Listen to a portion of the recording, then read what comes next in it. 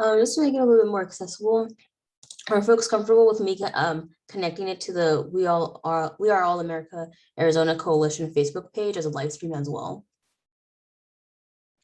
That works. So are we letting people in? Yeah, folks are joining in right now. Okay. Natasha, do you want to make an announcement that will start in about a minute or two? Yeah.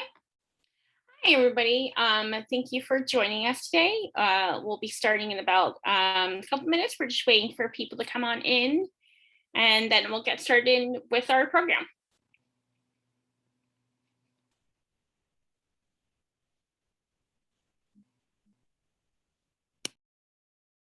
Hello, everyone. It's good to see you all. And yeah, I'm looking forward to it. Thank you, Natasha.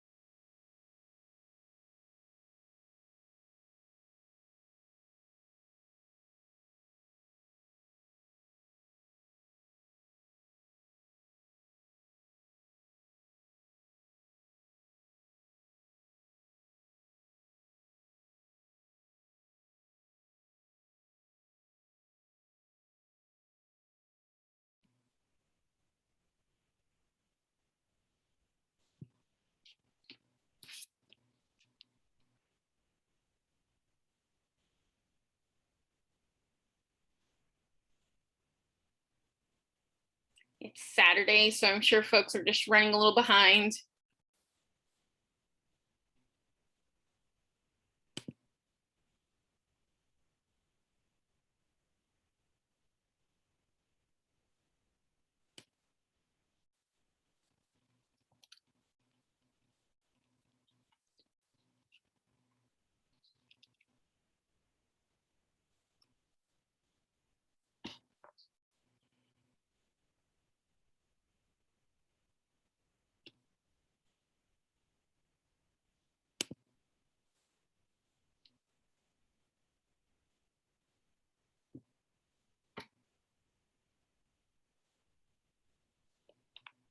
Okay, so thank you for everyone for joining today. We're gonna get started, and I'm sure there'll be some folks that are kind of come in, trickle in.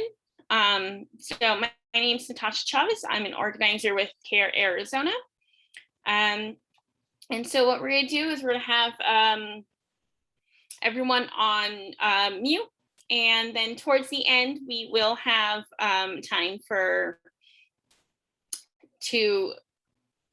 our audience members to ask questions. You can ask questions in at the end by raising your little hand, or just asking questions in the chat box. Also, this Zoom is being recorded, and it is also being live streamed on Facebook as well. So if you are on Facebook, please hit the share button, share with your friends.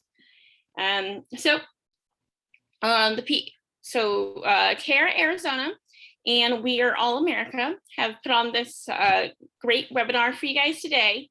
So CARE Arizona, our mission is to enhance the understanding of Islam and to protect civil rights, promote justice, and empower American Muslims. And the We Are All America Coalition of Arizona is a coalition group is a multi-sector statewide table which leads refugee and asylum advocacy efforts. The coalition spearheads local and statewide pro-refugee and asylum policy, work towards empowering refugees and building inclusive communities. So the purpose of the event today is to learn about the plight of Black immigrants, from the crisis in Haiti, from crisis of Haitian migrants seeking asylum, and being deported, to Cameroonians requesting TPS, which stands for Temporary Protective Status, because of ongoing conflicts in both countries. And our speakers today will share personal narratives as well as ways you can get involved. So to bring a little context before we get to our speakers, I'm just going to talk about a little bit of Black immigration in America and what's been happening today. So Black immigrants in America is not new. They have been immigrating to the United States for many years. So in the 1920s, we actually had something called the Emergency Quota Act, which actually put a quota on how many immigrants were allowed into the country. And in the 1920s, for African immigrants, it was only capped at 1,000. So that definitely put a strain on accepting immigrants, especially immigrants from African countries here. Also, following that, in the 1960s, there was a reversal of the Emergency Quota Act, which allowed more immigrants from all types of places, from Caribbean countries to African countries as well. So let's move on to talk a little bit briefly about what's happening today. So we have seen an increased number of Black migrants moving through Latin America, coming to seek asylum in the US due to instability and uprooting that is happening back home. Black migrants face many dangers, abuse, and racism on an already dangerous journey. And when we speak of racism, it's already a hard journey to immigrate, and racism is just one of those conditions that they face coming from Latin American countries. And instead of the US welcoming them into our country, we have seen them be deported, and we have seen mistreatment at the border. And many of the individuals that are sent back are also women with children.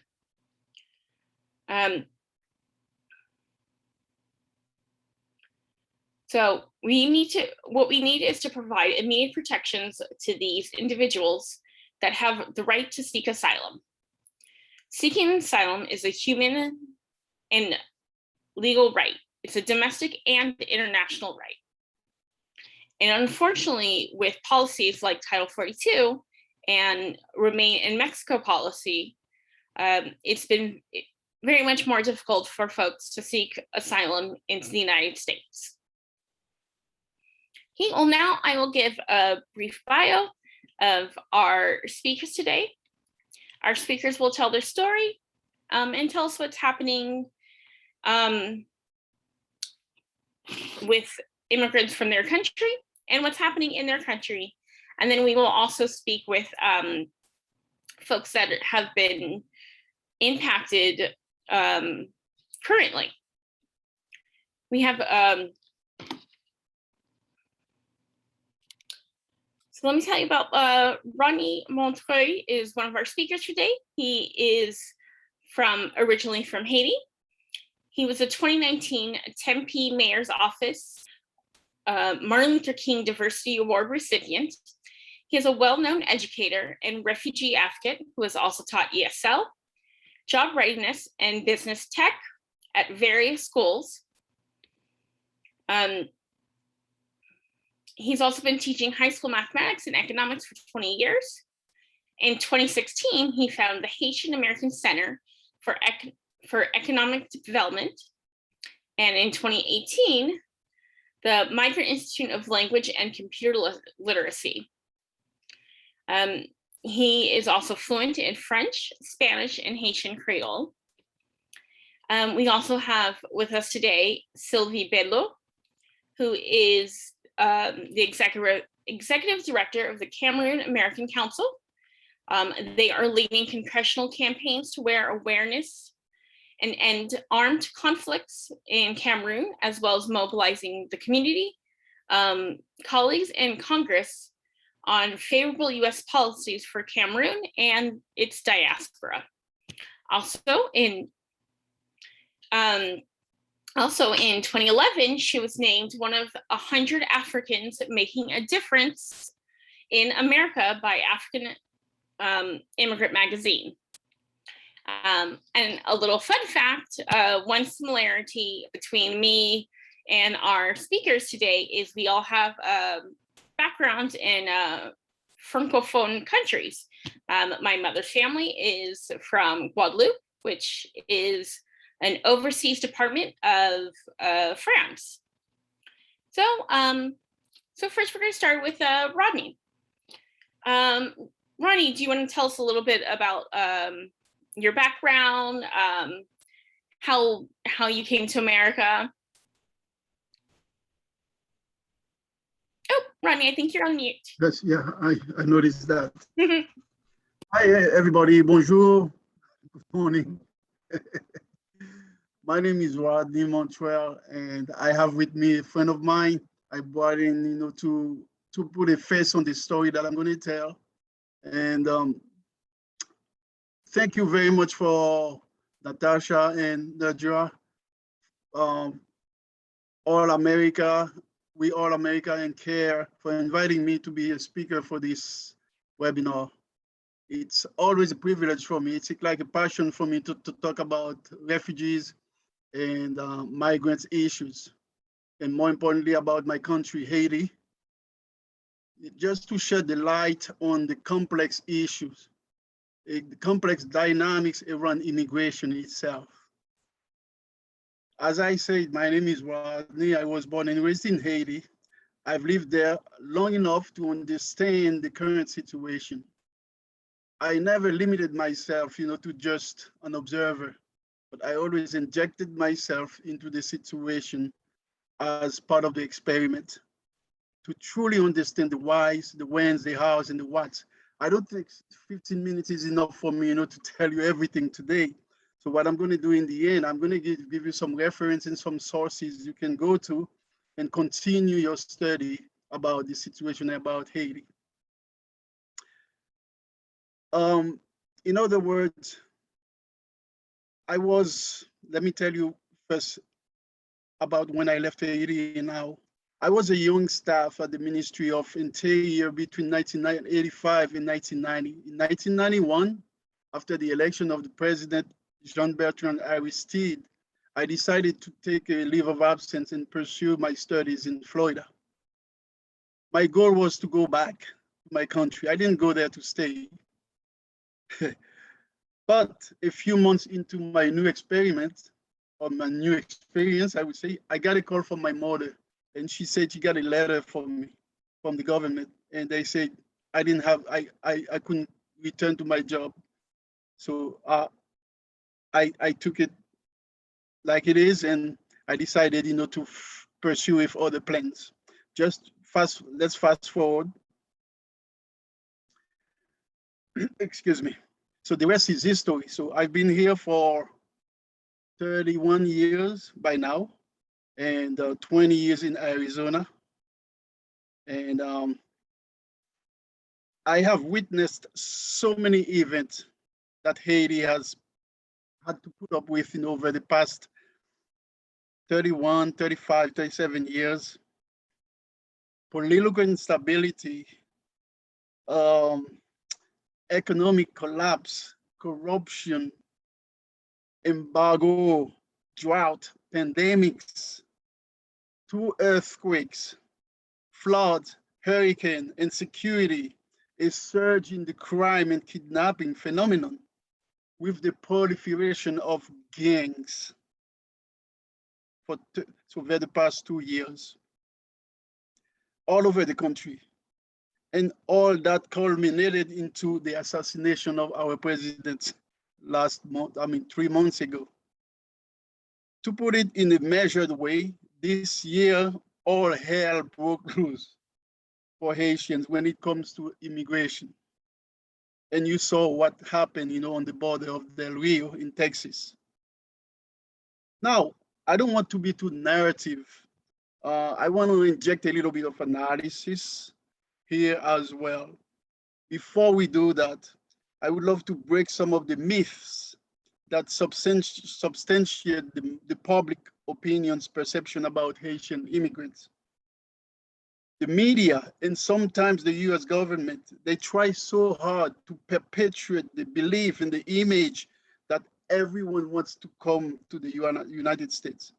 There's a little bit of truth to that. Why? It's because it's a viable option for them to embrace fleeing deadly situations. I will tell you what migration is all about, at least for Haitian, when it comes to Haitians. It's all about labor. Haitians traditionally find their dignity in a job, in self-sufficiency. Years of devastating policies toward Haiti has decimated everything: our economy, our security, our institutions, our banking system, our education system, our dignity, and more importantly, our sovereignty. And also coupled with that, we have such an excessive rate of illiteracy. What can be done to prevent the ugly images that we saw on the Del Rio borders in Texas last month? I believe the first thing we should do is to, first of all, before I go into the solutions, let me continue to say, Haitians, for that matter, they will cross valleys and mountains to fulfill their duties as head of families, to provide for the families.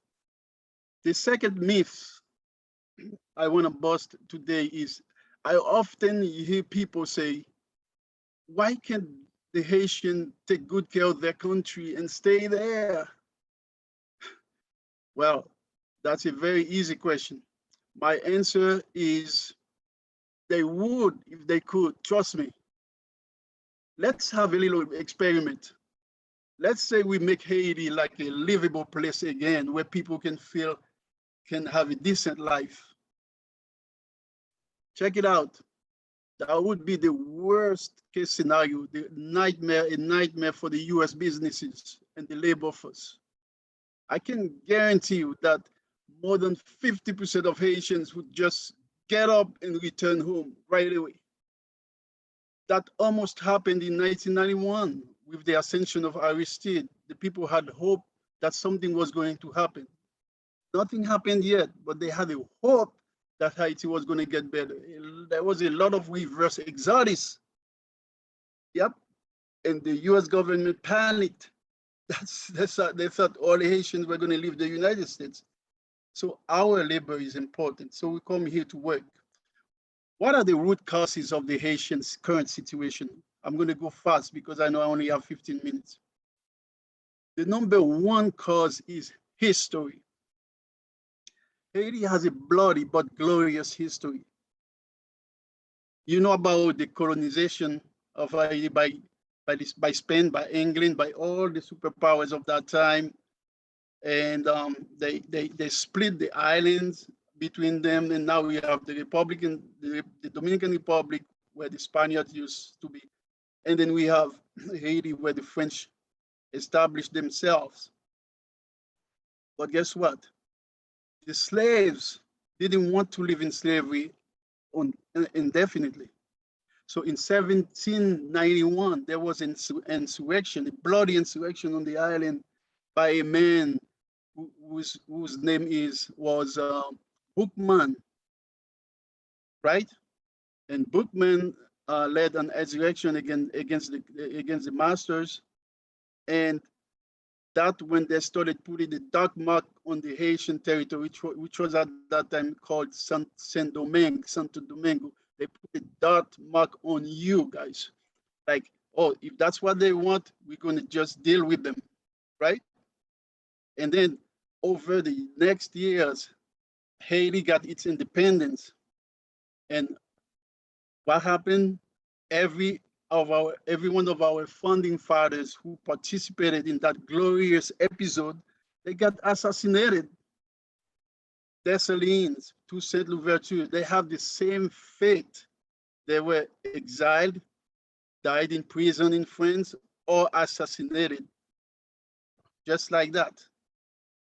Haiti is the first Black republic created by slaves, having put an end to colonialism, mercantilism, and slavery. We became independent in 1804, and that's when our struggles began. The imperialistic forces made us pay for an indemnity for our independence, which is the equivalent of more than $50 billion today. That was a lot of money. We paid it, which of course slowed down the economic rebound of the young new nation. On top of that, Haiti was flagged as a pariah state and was excluded totally from the concert of nations for a long time. Let's talk about the internal forces, even today, that drag us down and that lead us to that situation that we have in Delray, we had in Delray last month.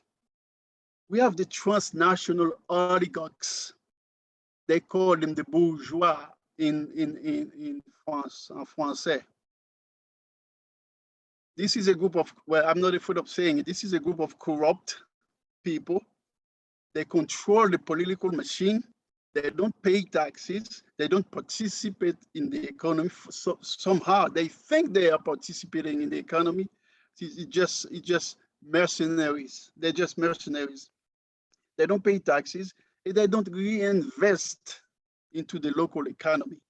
On the contrary, they created a chronic imbalance in the trade balance by importing. They import everything to resell them at exorbitant prices on the local market. Let's talk about the politics. We have corrupt politicians. They have no idea what they want for this country. All they care about is to get rich and get rich and get rich. And we have this a very serious lack of patriotism, and punity. They do everything they want and nothing will happen to them because the justice system is corrupt as well. Let's go fast forward. We have an absence of the middle class. We don't have a middle class now in Haiti. When I was living there, we had like sort of a middle class. And so it was done on purpose to polarize the society into two major clans, the haves and the not have-nots, the poor and the rich.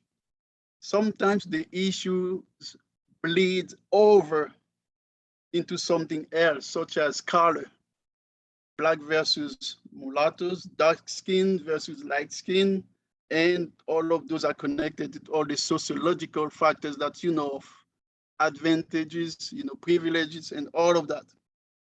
External sources. The Western governments, such as France, the US, and Canada, they never really give a chance to Haiti to make choices that go in its interest. The only thing they consider was the geopolitical aspect of the issues, but never helped develop like a sustainable plan for Haiti. Years of devastating foreign policies toward Haiti has decimated everything: our economy, our security, our institutions, our banking system, and everything that you know of. What can be done to prevent the ugly images that we saw on the Del Rio borders in Texas last month? Uh, I'm almost done. Number one, we need to continue the struggle for Haiti to decide for itself and elect its own leaders who really love the country. We need to rebuild our institutions with patriots and conscious citizens. Number two, let's continue the struggle against the wrongs of the US immigration policies toward Haiti. People like us on this webinar, we got it today. You know, we should say to ourselves, we should never back down in advocating for the migrants. We have their voices. Number three, we need to create infrastructure inside the mainstream US society for those who get admitted into the US territory. We know that most of them got deported back to Haiti, but some of them got admitted. What do we do with them? We share some of the responsibility as well. So let me give you an example of what personally, I've done myself. Back during the summer of 2016, there was a surge in immigrants arriving from South America. I think it was mostly from Brazil and Chile. And they crossed the borders. They worked 3 months, and they finally got to the border of Tijuana and San Diego, San Luis, and they asked for political asylum. Most of them were detained at the Eloy and the other one, Florence detention center for an average of 18 months. 18 months. I have a guy that I sponsored. He was in prison for 4 months and 3 weeks, 4 years and 3 weeks. So we visited them. We provided advocacy at the detention center. And I saw the need for me to create a real infrastructure. So I created HACCET, which is the Haitian American Center for Social Economic Development. Our mission is to welcome and accompany those Haitians and any other nationals, any other migrants, I would say, in their social economic integration into the US mainstream society. As time went by, new needs such as language proficiency were addressed. And so that's when I started the computer class and ESL class at the Chandler Library, Public Library on Sundays afternoon. And I started the computer classes. Then I founded the Migrant Institute of Language and Computer Literacy later. The mission of the Migrant Institute is to make migrants more competitive on the job market by equipping them with the soft job skills necessary. We teach them computer literacy, language proficiency, financial literacy, and job readiness. In conclusion, I wish I had more time. It wasn't easy for me to elaborate on every single point, but I can always share a few sources and references with you. I can cite a couple of them, but I'll make sure I forward a list, like a complete list of sources and references to the organizers who will share it with you, with the rest of the participants. And one of them is, number one, is a book called Silencing the Past. Silencing the Past is by Michael Roth Trujillo. The second one is, excuse me, is The Great Black Migration by Mark Whitaker of the New York Times. The third one is Haitian Immigrants in Black America, a sociological and sociolinguistic portrait by Flore Zephyr.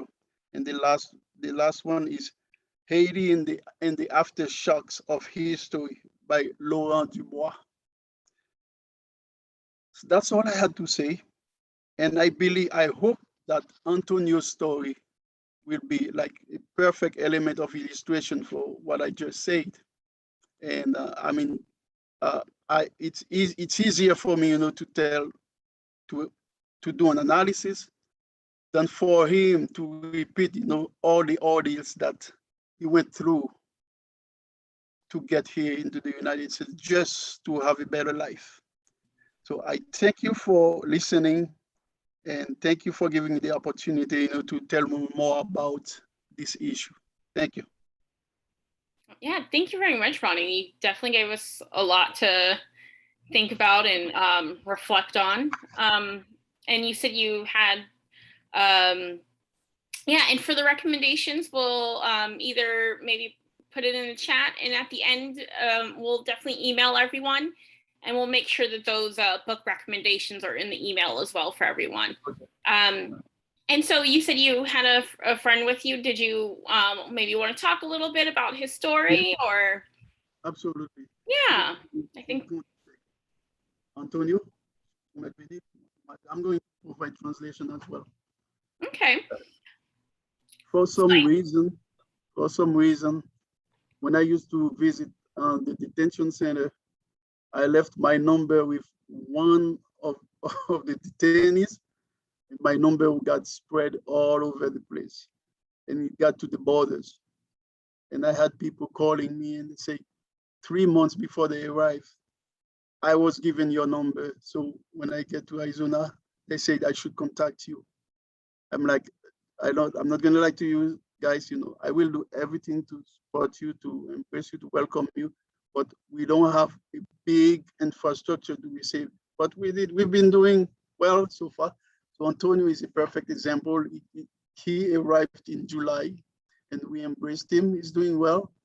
And he would like to tell you about his story today.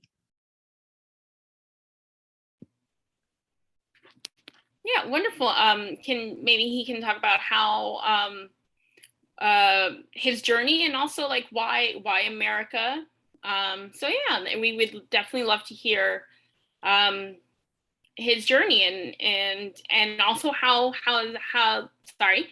has life been since you've been here as well. Can we go one by one? Yes, definitely. Sorry about that. Let's start with his story. Like how, the first question is, how did he his journey from Haiti to America?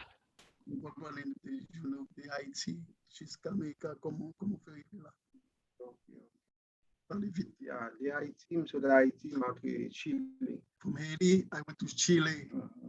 Chile, Matre Colombie, de Colombie. From Chile, I went through a different countries of South America, Colombia. Yeah, the Mexique.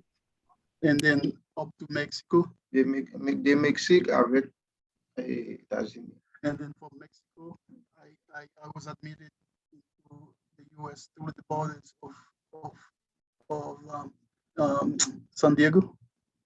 Mm-hmm. And how was his journey? How was he treated? Comment tu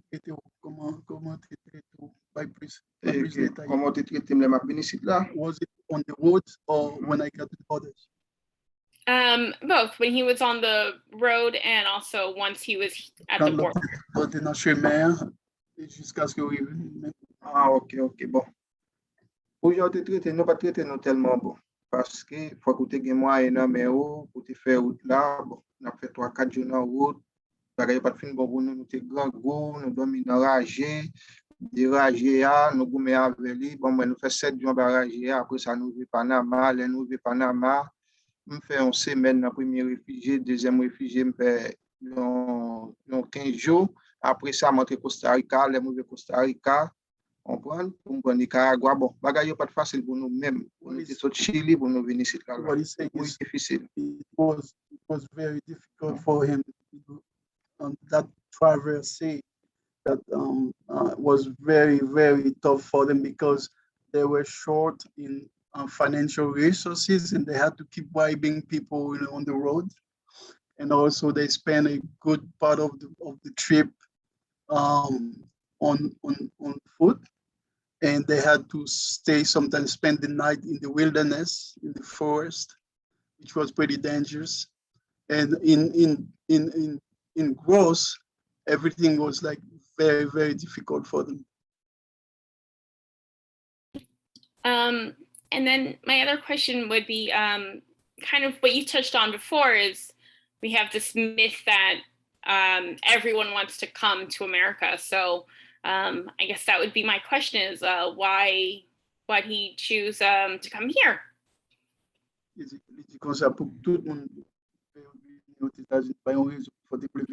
Bon, ça te fait me venir ici là, bon, pour façon d'habiter côté m'de a, pas traiter nous bien. Pas de gagner papier, bon, travail était difficile pour nous. Nous devons venir ici pour nous chercher on la vie meilleure parce que côté nous te a bagaille te dit pour nous en pile. On voit nous connaissons nos familles en Haïti, nous avons petite nous bagaille te vraiment difficile pour nous. Et ça te fait nous venir d'abord ici. So you say, despite of the fact that I had to leave my family behind in Haiti, I have my kids still in Haiti. So I had to flee Haiti and I got to Chile thinking that I was going to get a better situation, but the treatment was awful.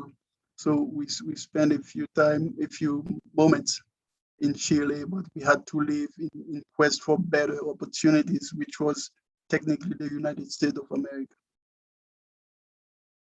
And does he hope to one day bring his kids to the States, or does he hope to? Oui, m'dame parce que pays pas bon, Haïti pas bon, j'en bas yo et la cité me d'abord me d'appuyer pour moi. Because mostly because of the way things are back home, I wish I had my kids with me. You know, I'm living in anxiety.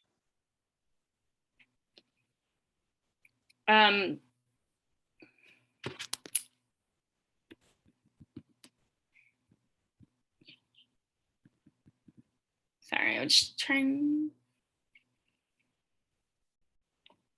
So can he describe his life right now? Are there positive, any hardships? Comme si qui pas qui ouais comme si commence une lumière qui commence bon plus ou moins mais ça qui est toujours du coup commencer pas positif avant. OK, oui c'est là. OK. Bon. Par rapport au côté de yo, moi venu moi bagay yo un petit Jean pour moi parce que Jean ba yo te ya yo pas comme ça encore. It's a big difference between like night and days between when I was in Chile and when I'm here now. I feel like, you know, it's better for me. By plus détail.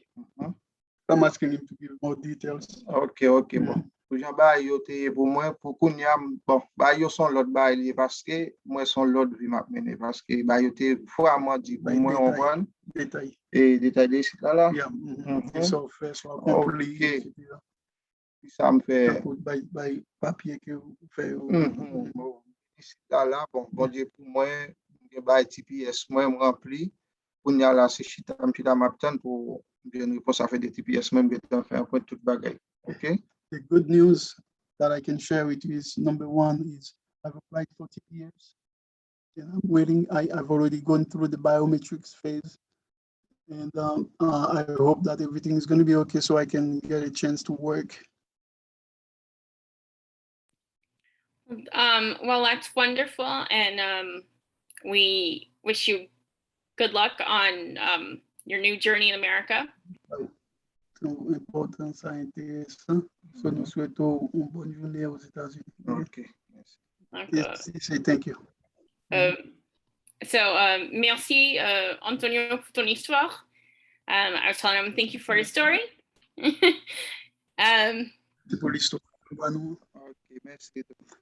you as well. And thank you to Ronnie as well for translating and for telling your story as well. No problem. We're going to talk to Sylvie Bello, who comes from Cameroon. And she will tell a little bit about her story and kind of give an overview of what's been happening in Cameroon.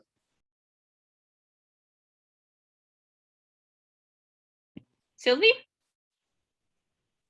Yes. Bonjour. Thank you. Salam. Ava. Oh gosh.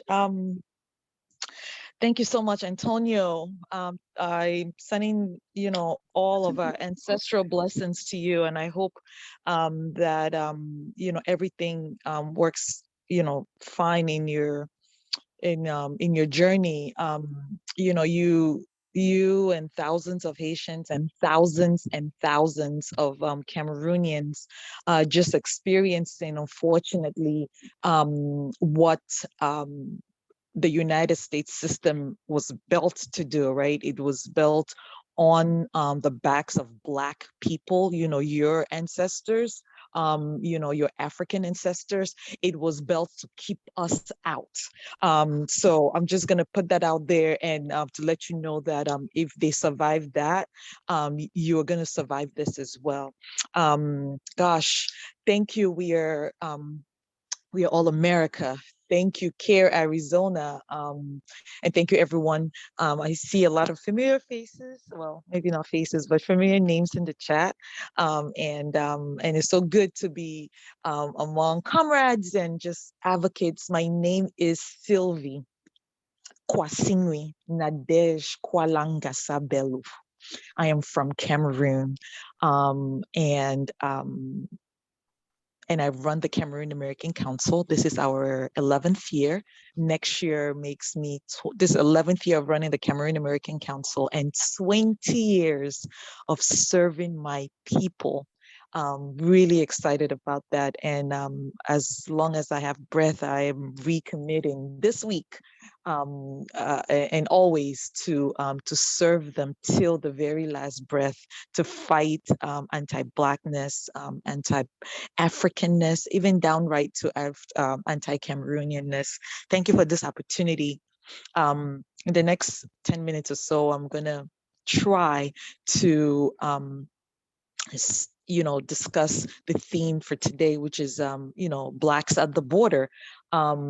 Just when you just think about how do we even have an immigration system, right? How do we even have this nation? And why is it called, quote unquote, the land of immigrants, right? It is only because, right, our African ancestors, right, were stolen from the shores, many shores, including the shores of Bimbia in Limbe, Cameroon, where I'm from, and sold Americas. That's really the only reason, right? That is the only reason, period. The reason when you have free labor, right? When you have free labor, of course, you're going to have a strong economy, right? When you have when you don't consider people as humans, right, of course you're going to have a strong economy, because if you all look at it, the biggest cost is always labor, right? So every single immigrant, right, who is non-African or non-African immigrant is in America as a direct result of our ancestors being stolen and sold, making America what it is today, right? So that's just the bottom line. And what is even crazier, right, is that immigration, right, and all of these bans and all of these barriers in immigration is as a direct result of our ancestors being stolen and sold, right? Because if you look at the immigration history, the only reasons why they started having quarters, right, is because they did not want, by they I mean the colonial oppressive Europeans, right, in colonial America, right, did not want free migration of the same people that were stealing and selling, right? That's why they started having quotas, right? So last year, or during the Trump era, when they were talking about, I'm sorry, go ahead. Okay. Oh, okay. So last year, or during the Trump era, when they were talking about the travel ban, right? If you're of African descent, if you're African, you will know that the original travel ban, right, was on the continent of Africa, when they could steal and sell us, yet refuse us from coming to America. Did you know that it was only in the 60s that Africans, nationals, could come into America freely? Did you know that even President Obama's father right? When President Obama's father, right, Barack Hussein Obama Sr. came to America, it was actually illegal for Africans to come to America freely. He came through a program called the Airlift Program. But as a direct result, right, of the civil rights movement, right, think about the men and women, right, who fought for us to have education, and now every other group, right, every other minority, wants to hang on the coattails of these civil rights leaders, right, Black civil rights leaders, right? So as a direct result of the Civil Rights Act came the Immigration Act, which kind of opened up to more countries, including the African countries. Think about that. President Obama's father, when he came here, it wasn't even fully free to come to America from Africa, right? So when we saw the travel ban, which really was the African ban, right? Because how many African countries were listed on there? Libya, Nigeria, right? You name it. Those are African countries, right? So from the jump, the US system has been anti-African, and by extension, anti-Black, right? Cameroon, like my comrade Rodney mentioned, right? Cameroon, for the last 400 years, has experienced every oppressor there is. Matter of fact, when the Berlin Conference happened in the 1800s, right? If you're the host of a country, of a conference, you're gonna make sure you get the juiciest cake. You're gonna make sure you get the biggest share, right? Guess who? Germany decided they were going to colonize during the Berlin Conference. Cameroon, because if you look at the map of Africa, Cameroon is nestled between, Cameroon really straddles, right, and nestled between West and Central Africa, right? And it's right there at the mouth of the Atlantic, right? It's a direct shot to the East Coast, right?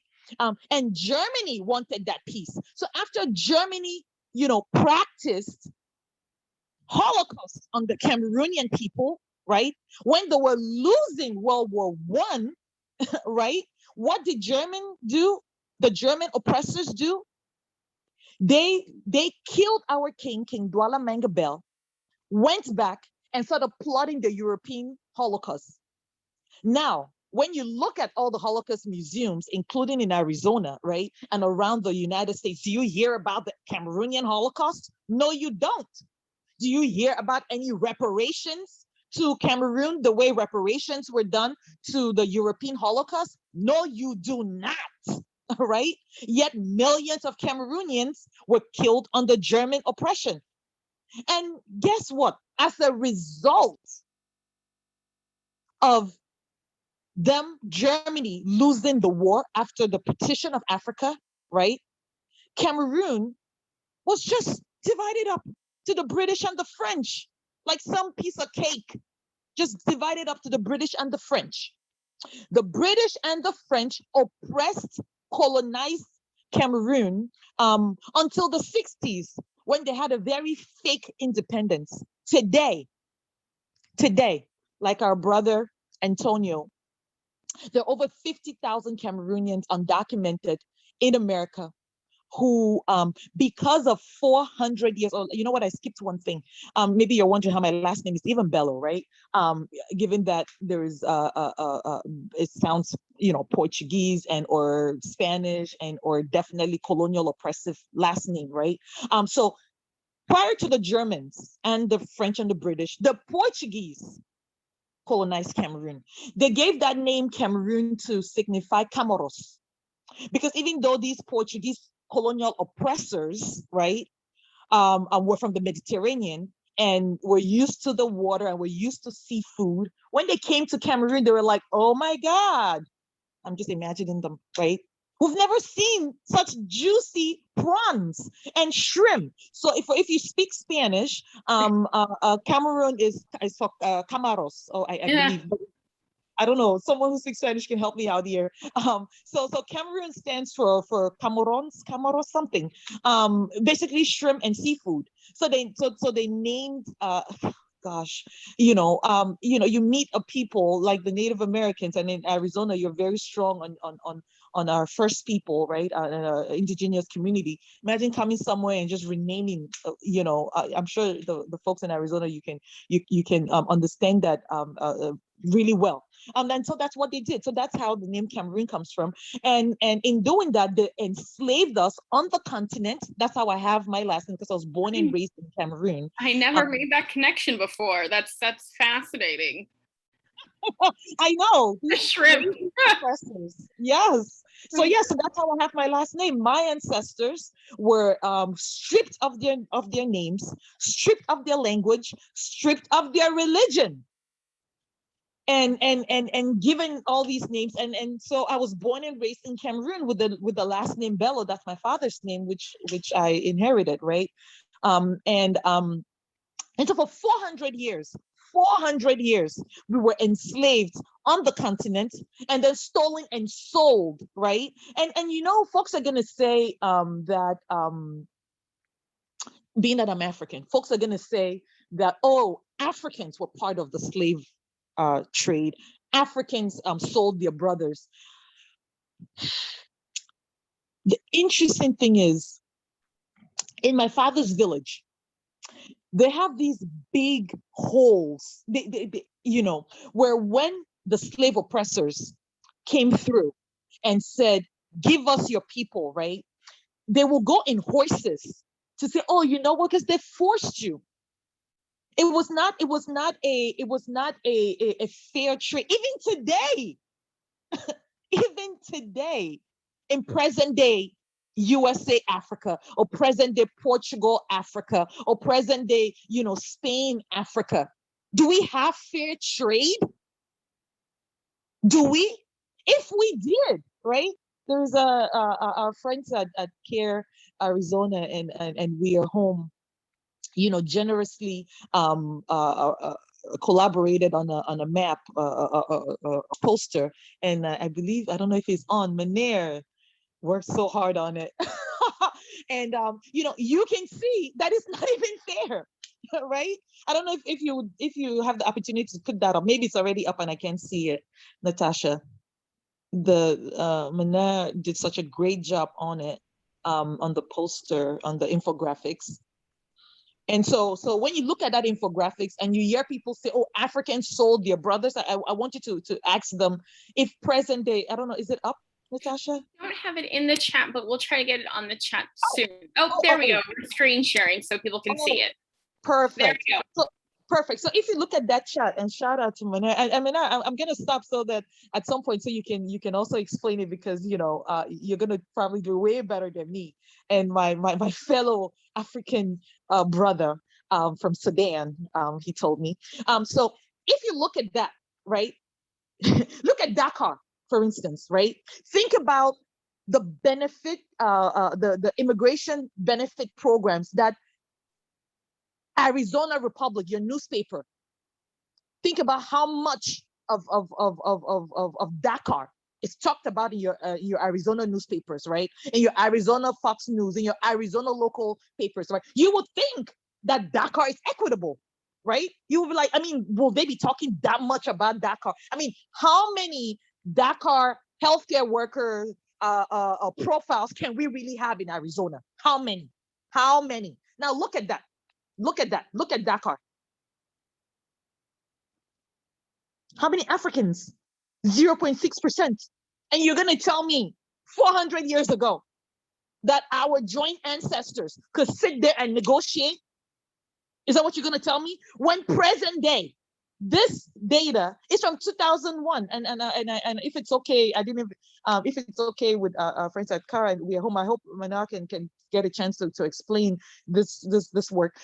So and you're gonna tell me that, right? So I'm just gonna go back to the history and then come back to this data. So no, our African ancestors were stolen and sold, and some of them were enslaved on the continent, which is how my direct ancestors came through, and my last name Bello, and some of them were sold to the Americas, including Haiti and Dominican Republic, and whether or not some folks consider themselves Africans, that's another story, but including the United States where we are, right? So 400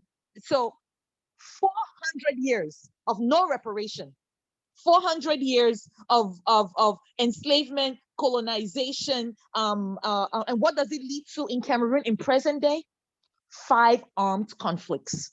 5 armed conflicts that has a direct root to 400 years ago, right? And this week, one of the many reasons we're so thrilled to partner with Karen and We Are All Home is that this week, the Cameroon American Council and the Cameroon TPS Coalition, this is actually the end of our week of action on Muslim outreach. And of course, you all know CARE is a leading voice, right? The leading voice when it comes to Muslim migrants. And we're so thrilled that, their leadership, our Cameroonian Muslims, part of my family is Muslim, have been able to tap into the work that they do. And so we're really thrilled and for their work in general, but very thrilled that CARE Arizona, right? And we are all home, included us and partnered with us and on this infographics and just in thinking through about this. So the 5 armed conflicts, 3 of them are very connected to our Cameroonian Muslim community. One is Boko Haram, which we have heard of. It's in the north of Cameroon. It's a war that came from Nigeria, but like a lot of terror groups are international. So there is a Cameroonian base of it now. And unfortunately, Boko Haram affects our Muslim community the most because some of the members, just like any community, I think I see Reverend Sharon on, just like, the Christian wars and you can imagine even colonization, right? Imagine, some of the things that religion has done, right? So unfortunately, some elements of Boko Haram claim they're Muslims and claim that Boko means book. For those who may not be familiar, and it means Boko. It means Western book, to be more precise. Boko is Western book, and Haram, and I'm sure there folks on this call who would probably know a better definition of Haram, but it means like bad or wrong or unholy. And please post in the chat if you have a stronger, more definitive definition for Haram. And so basically you have these folks who claim that they are Muslims and are attacking our Cameroonian Muslim community, and these are the Boko Haram people, right? It's also known as ISIS of West Africa. So in our Muslim outreach, we really wanted to lift the Cameroonian Muslim community that have to flee Boko Haram, cross 8 countries. Antonio mentioned the countries that he crossed. The Cameroonians who leave Cameroon, go to Ecuador because there's a free visa, and then cross 8 countries to get to the Mexican border, right? So one, they're fleeing Boko Haram. The second crisis, armed conflict that affects our Cameroonian Muslim community is the crisis in East Africa, the eastern part of Cameroon. And this is coming from Central African Republic, right? For sure, they call it CAR. Central African Republic is a country all of it on its own. If you're not familiar with the landscape of Africa, the 54 countries, it's a big continent, so I can understand that. And CAR has a civil war, and their civil war is between Christians and Muslims, the Anti-Bakala and the Seleka, right?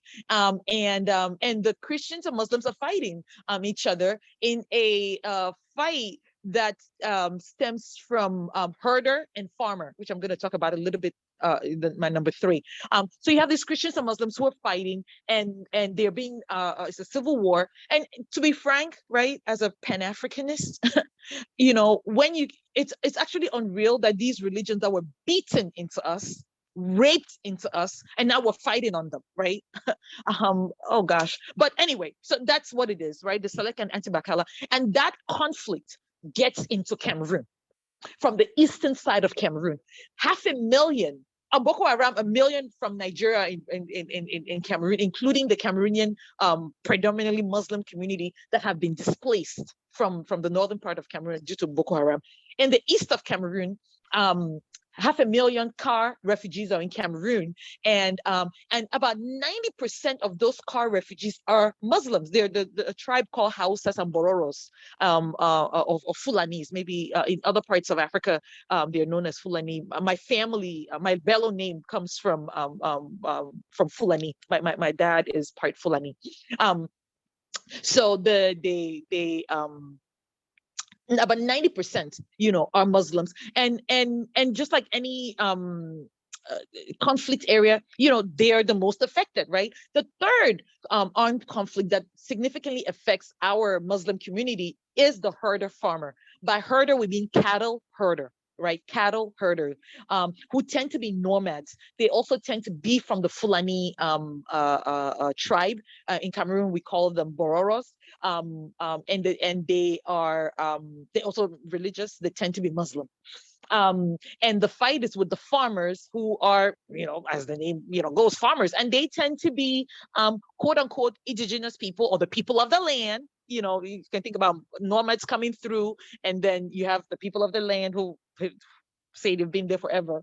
And there are conflicts, right? Because you cannot really fully control a cattle, right? And the way human nature is, folks will go after what you hold dear. And the herder farmer conflict has escalated into a religious component as well, because unfortunately folks will burn down your mosque or burn down your church because they feel like you hold that dear, or they will burn down our African our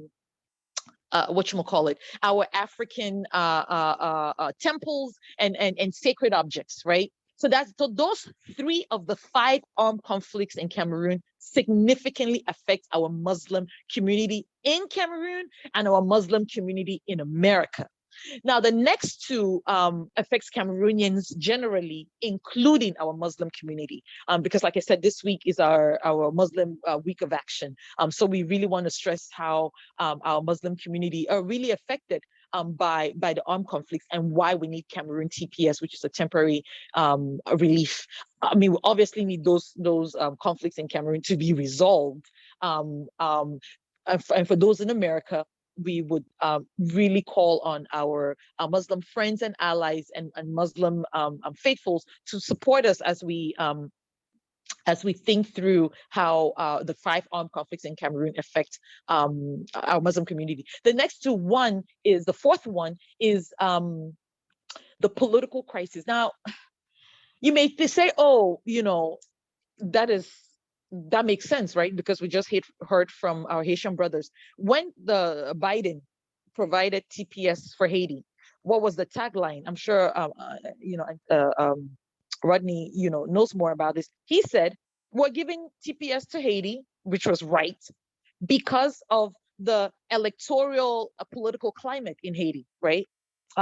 When Biden and Trump, mind you, provided TPS and DED, which is also another temporary protected status, to Venezuela, what did both presidents say? They said, we are providing TPS to Venezuela because Venezuela, right, had a contentious electoral process. And they added, President Maduro of Venezuela is a dictator. I'm going to tell you this right now. I've been running my organization longer than Maduro has been president.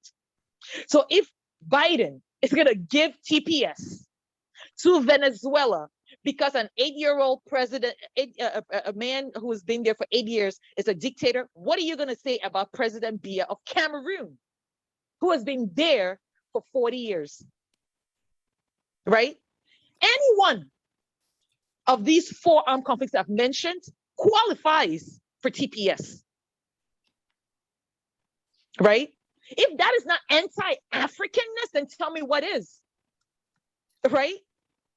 You're going to take an 8-year-old president, because I've run my organization longer than that man has been president in Venezuela, and you're going to say he's a dictator, and you're going to keep a 40-year-old dictator which every presidential election has been fraudulent. right? So the fourth armed conflict in Cameroon is the electoral political process. Sylvie, Yes. so I don't want to cut you off, and we definitely want to hear what you have to say, but we also want to make sure we have time for questions, and so hopefully people will engage and ask you some more questions as well. But we do want to leave some time open for questions. Absolutely. And Yeah, my last one is the fifth, because there are four or five. The fifth armed conflict is what maybe many of you have already heard. It is the Anglophone crisis. Imagine that, Anglophone. Do we look like Anglos? Are we Anglo? Do we get the same visa treatment the way the British get? Right? But where we are fighting the Anglophone crisis, which comes from the French and the British colonizing Cameroon. So those are the 5 armed conflicts in Cameroon. And that's the reason why we're calling on you to support us. We have a strong community in Arizona. We also unfortunately have much like Antonio, I'm sure he met a couple of Cameroonians in detention in Florence and some other places. We do have partners who've supported us, like Reverend Selena in Arizona out of the Presbyterian Church, and Ruha, who is out of the oh my God, and Ruha, who is connected to Selena, and she's also out of the faith community in Arizona. So thank you so much. And maybe during the Q&A, Mana can share about the infographics. But yeah, feel free to look at that. And thank you again for this opportunity. And be sure to ask your Congress members, right? If they can talk so much about Dakar, so much about farm workers, so much about H-1B visas, what are they doing on Africa? 54 countries. Thank you. So like I was saying, let's open up to questions. If you have any questions, you can always unmute yourself and raise the little hand. On your reactions, there's a raised hand button, so you can use that, and we will call on to you. Also, or you can also put your question in the chat box, and I will tell people your question. So, does anybody have any questions? I have a question. First of all, thank you to our speakers for sharing. I feel like I have learned so much from Rodney and Sylvie and Antonio. So thank you so much for taking your time to share with us. And I'd love to hear more from Antonio Antonio, if you can share with us a little bit what your life was like back home and some of the biggest struggles. I know you talked about it a little bit, but I'd love to learn a little bit more about, what were the biggest struggles you and your family faced back home? I apologize to say that Antonio has left. He had an emergency, but if I can answer the question, or I can give you his number so you can call him and get. Sure, if you want to answer, Rodney, from your perspective. How was life back in Haiti before you left? Yeah, or even for you, like, what are some of the biggest struggles that people are facing right now? The biggest struggle that we're facing now is insecurity. If you leave your house today, you have no guarantee that you're going to come back home alive. And I'm not saying that just to say that, it's a real truth. And that happens every day. People are being kidnapped. People are being killed. It's because of one reason. Number one reason is because they kill, but nothing will happen. Nothing will. I mean, in a society, if there's impunity, if you commit a crime and nothing will happen to you, man, it's like hell. And this is what we're living now in Haiti. The country is experiencing, the worst and the most dangerous episode of its history. And I'm not messing my words. I mean it. This is a country, that could probably, you never know, get to a stage where they have to occupy it again. I wouldn't be surprised. Or they will just weaken all its institutions and declare it like a failed state and do whatever they want, just like they did with Iraq. So we are at risk. However, the only valuable resource that remains, and I'm going to tell you, is the human resources. The Haitian people never will give up. So they're wasting their time if they think that we're just going to just leave camp and then just be happy campers. No. We are going to continue the struggle forever until we get what we want, which is a decent life. That's all we're asking for. But this is not what's happening back home. Another thing that I want to tell you too is this is for part of the population, right? The insecurity is for everyone, I would say. But this is for what I'm going to tell you now, this is for part of the population. And guess what? This is for the majority of them. We have 90% of the riches of the country, in the hands of 1% of people. Can you believe that? So this is an unlivable situation. No one anywhere would accept such thing. And then they use all sort of tricks, to rationalize it, to make it normal, like light skin versus dark skin, mulattoes, bourgeois, blah blah, people from the shanty towns, people from downtown, people from the rural areas, from the urban areas. There are so many stratifications in Haiti, and it makes it very difficult, for us to formulate like a policy for social economic equalities. It's hard. And we have the majority of the population living in abstract poverty. When I say abstract poverty, I'm not talking about the images that you see on CNN when they show you those kids playing in the mud. No, it's worse than that. It's a young man who just got his high school diploma, can't go to university, can't go to a vocational training, doesn't have a job, right?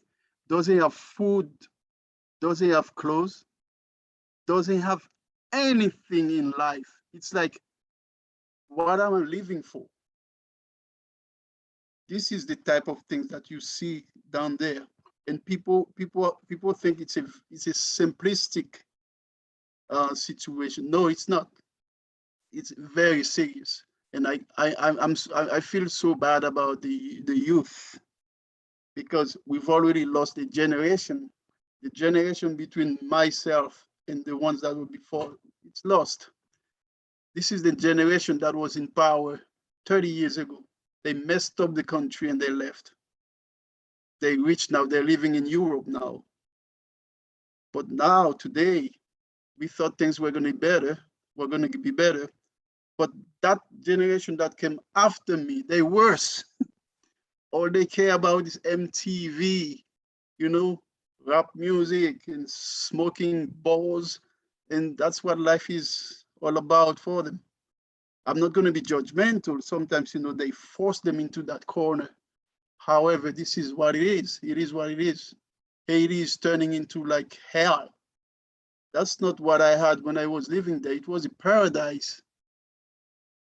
It was a paradise. I mean, you have, for instance, not only we have human resources, Haitians are strong. We're never going to go back down. And if we have to struggle through the end, we do it. The second thing is we still believe in the potential of our country. We can produce. We are a rich country. We just don't want to take the time to exploit what we have.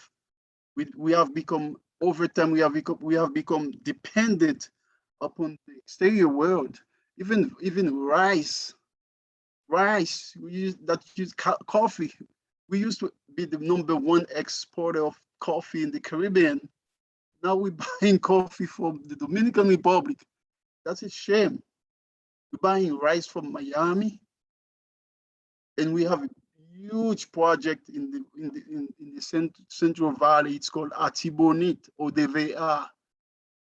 It was about producing rice for the whole country and for export. Guess what? It's dead because the oligarchs, they are exporting rice from Miami to sell it on the local market. So it's a very complex situation, and I don't think a simplistic solutions will remedy what's happening there. And what you saw on the borders at Del Rio, this is a symptom. Okay, this is a symptom of what the real problems of this country is. As a matter of fact, I was watching TV yesterday, and I saw a bunch of migrants stranded on the borders of Poland and Serbia or Belarus. I'm like, this is the same thing, but the manipulation of the images is different. You know, they show order, they show, you know what I'm saying? They show sympathy, they show compassion. You see soldiers, you know, giving food away to people. And then Del Rio, we were being whipped. You see what I mean? So all of these are symptoms of what's going on back home. If they knew they had a serious government who would just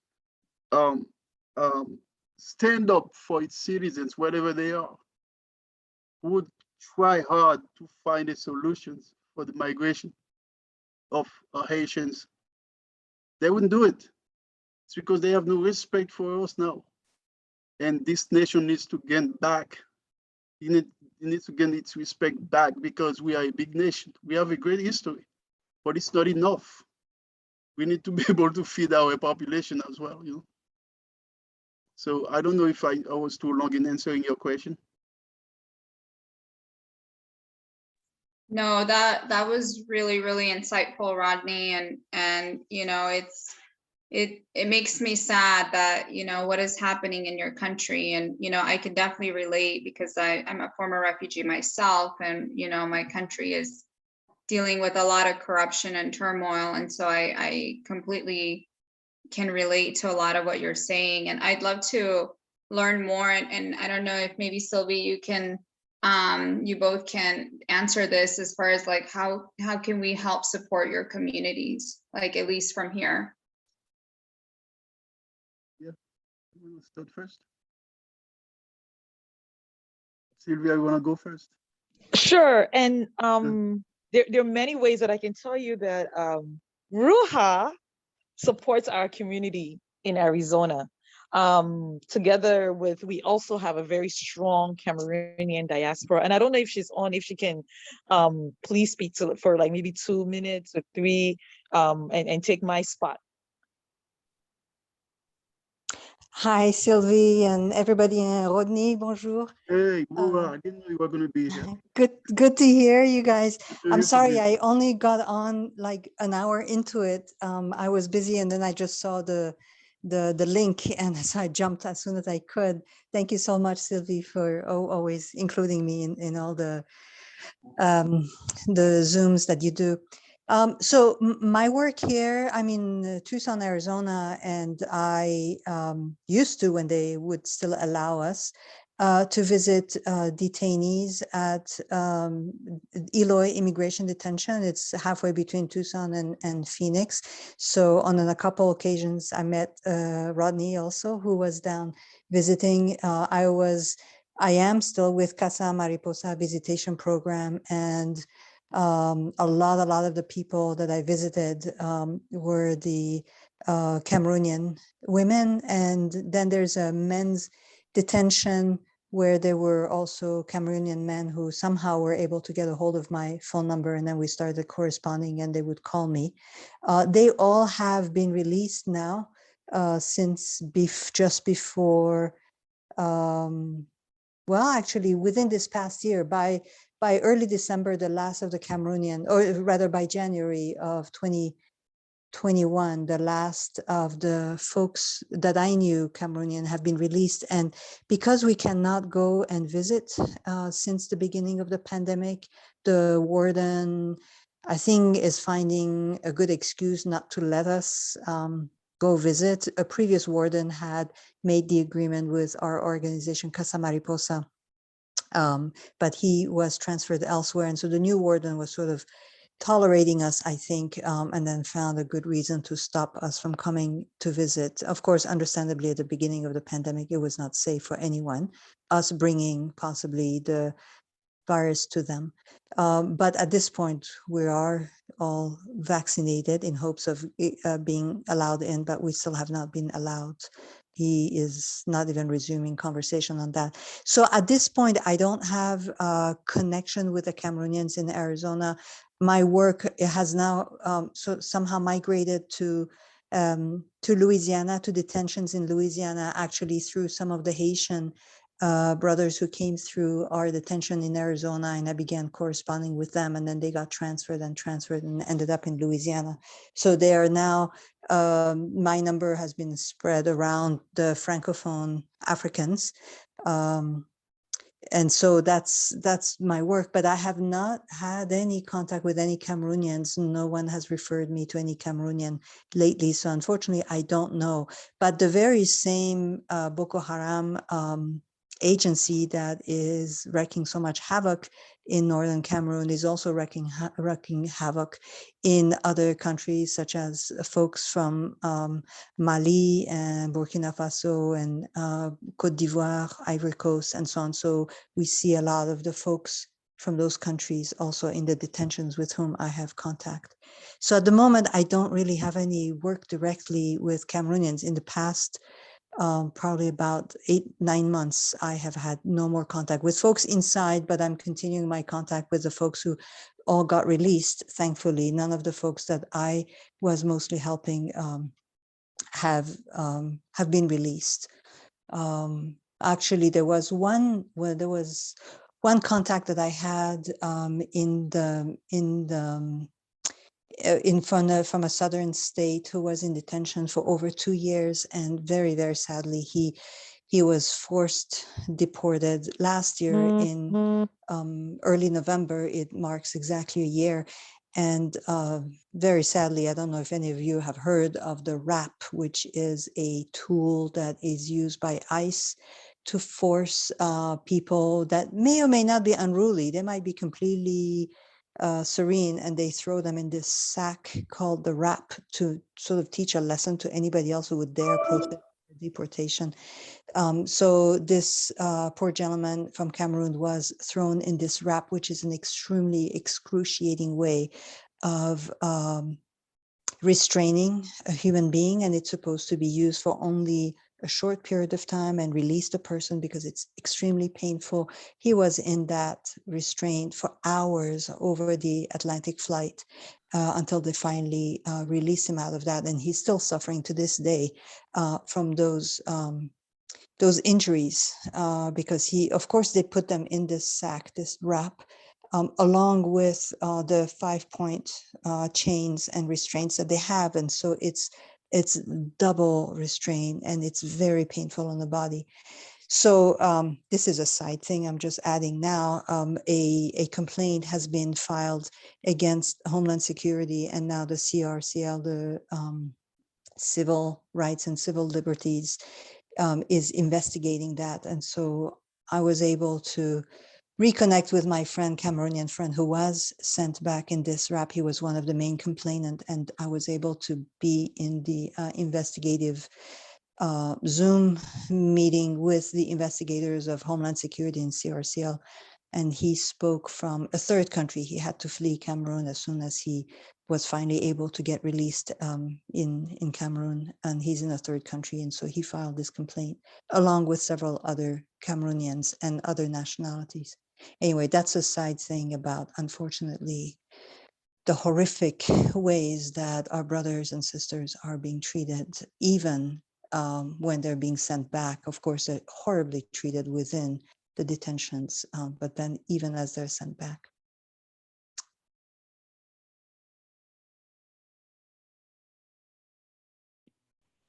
I may answer the question. Somebody asked how they can help. Yeah, how can folks Okay. help advocate for Haiti? So, and the first thing we can do is for you to get closer to where the action is happening. So we can give you some, where we located, our address, not physical address, but our website and our Facebook pages, and you can see our missions, what we're doing. But these days, I can tell you exactly what's happening now. There was a surge in the injection of refugees or migrants into Arizona's communities. So in the Haitian community, we received a lot of them, like mostly families. I think one of the criteria, for them to be admitted was for them to be either pregnant or be accompanied by children, something like that. So we received a lot of families of 3, families of 4. The problem is when they got here, they had nobody. I communicated with them for like 3 months. When they got there, we did some basic preparation for them, which consists in lodging them, for a couple of months at our own residences. I checked with some of my friends, and they accepted some of them. We placed them here and there, and then when they start working, if they start working, they can afford an apartment or a room. We encourage them to do that to become more self-sufficient. But for now, what we need voices. I'm working on a welcome center with the city of Phoenix, and they've been very, very, very cooperative in that sense. And I'm very optimistic that something big is going to happen. And I am working with them, and then we still need resources when it comes to food and stuff like that, and other financial resources, because some of them are not qualified for benefits, which is so bad. They just there at our expenses. We have to take care of them because they are our brothers and sisters, and they go to social services. They slam doors on their faces. You're not qualified. You're not eligible. Blah blah blah. A lot of red tape, bureaucracy, and they can't get by.